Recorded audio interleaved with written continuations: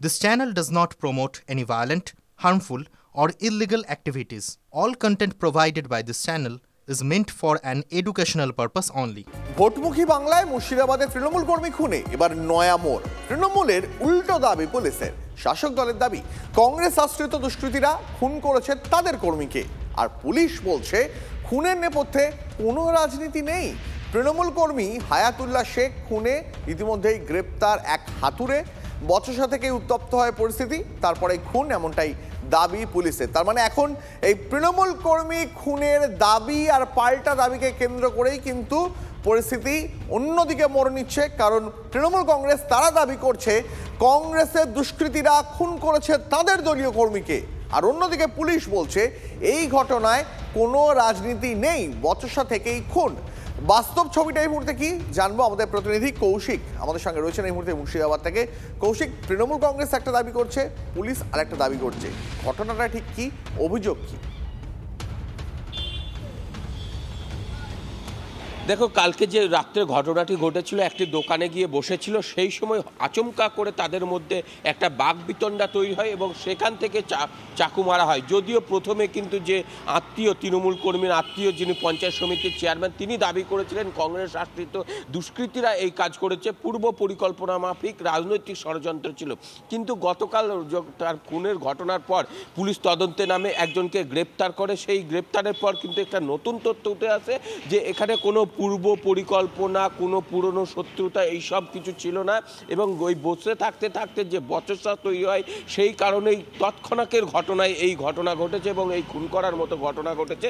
এই ঘটনায় একজনকে গ্রেপ্তার করা হয়েছে। যাকে গ্রেপ্তার করা হয়েছে তিনি একজন কোয়াক ডাক্তার, এবং সেই বসে থাকতে থাকতে বাকবিতণ্ডার কারণে যে এই খুনের মতো ঘটনা, চাকু দিয়ে খুনের মতো ঘটনা ঘটেছে এবং এরপর গ্রেপ্তার করে তাকে আরও জিজ্ঞাসাবাদ করা হচ্ছে। তবে পুলিশ যেটা প্রাথমিকভাবে জানতে পেরেছে, এর সঙ্গে রাজনৈতিক কোনো যোগ নেই। এবং সেখানে প্রশ্ন উঠছে যে এই তৃণমূল নেতা, যিনি একজন দায়িত্বপ্রাপ্ত পঞ্চায়েত সমিতির চেয়ারম্যান, তিনি কিভাবে এরকম মিথ্যা দাবি করছেন? তাহলে কি রাজনৈতিক কংগ্রেসকে কোথাও না কোথাও কি ফাঁসানোর চেষ্টা হচ্ছে? এরকম প্রশ্ন কিন্তু তুলতে শুরু করেছে ইতিমধ্যেই কংগ্রেস।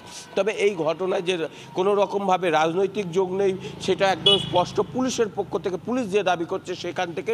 তবে মুর্শিদাবাদে যদি তোমাকে জানিয়ে রাখি, মুর্শিদাবাদে কিন্তু এর আগে একাধিকবার রাজনৈতিক খুনের ঘটনা ঘটেছে।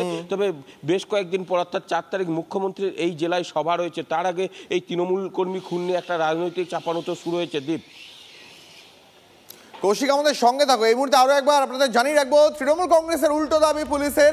শাসক দল যেখানে দাবি করছে কংগ্রেস আশ্রিত দুষ্কৃতীরা তাদের দলীয় কর্মীকে খুন করেছে, অন্যদিকে পুলিশ বলছে খুনের নেপথ্যে কোনো রাজনীতি নেই।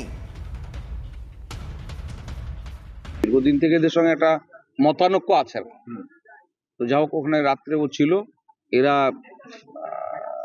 সবাই একসঙ্গে গিয়ে কিভাবে এদেরকে পেটে ছুরি মেরেছে। বিস্তারিত বিষয়টা আমি এই মুহূর্তে কিছু বলতে পারছি না। কংগ্রেসের লোক সবাই, হ্যাঁ, কংগ্রেস রাজনীতির কারণে কি খুন বলে মনে হচ্ছে না? মানে এই রাজনীতি তো করে ওরা, কংগ্রেসের লোকেরা, আমরা টিএমসির লোক, যার ফলে একটু তো মতানৈক্য ছিলই, আছেই আর কি। উনি কি করতেন? আপনার চালক নাকি? আমার শালা হচ্ছে, উনি টুকটাক ব্যবসা বাণিজ্য করে। আপনারা বক্তব্য শুনলেন। শাসক দলের দাবি কংগ্রেসের দুষ্কৃতীরা রাজনৈতিক মতবিরোধের কারণেই তাদের দলীয় কর্মীকে খুন করেছে, যদিও পুলিশ বলছে এই খুনের নেপথ্যে রাজনীতি নেই। তৃণমূল কর্মী হায়াতুল্লাহ শেখ খুনে ইতিমধ্যেই একজন হাতুড়ে চিকিৎসক গ্রেপ্তার। বচসা থেকেই পরিস্থিতি উত্তপ্ত হয়, তারপরেই খুন, এমনটাই দাবি পুলিশের।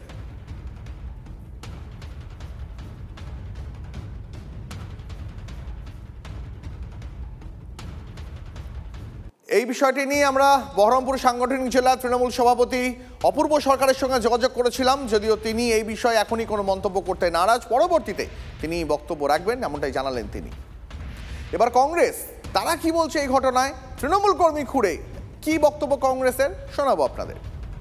এই আইজুদ্দিন সাহেব তার রাজনীতিতে এবং তার সভাপতিত্বের মেয়াদকালের মধ্যে তিনি এত শ্যালক তৈরি করেছেন, এই একটা শ্যালকই নয়, এত শ্যালক তৈরি করেছেন যে যারা তার পূর্বে ঘনিষ্ঠ ছিল, তারা যখন সাইড থেকে সরে গেল, তখন বর্তমান ঘনিষ্ঠদের সঙ্গে পূর্বতন ঘনিষ্ঠদের একটা লড়াই শুরু হল।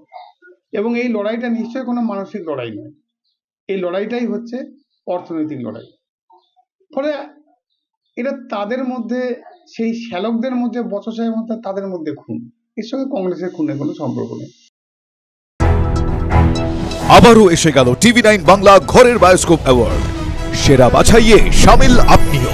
বাংলা সিরিয়ালে প্রধান চরিত্রে আপনার পছন্দের সেরা মহিলা অভিনেতা কে?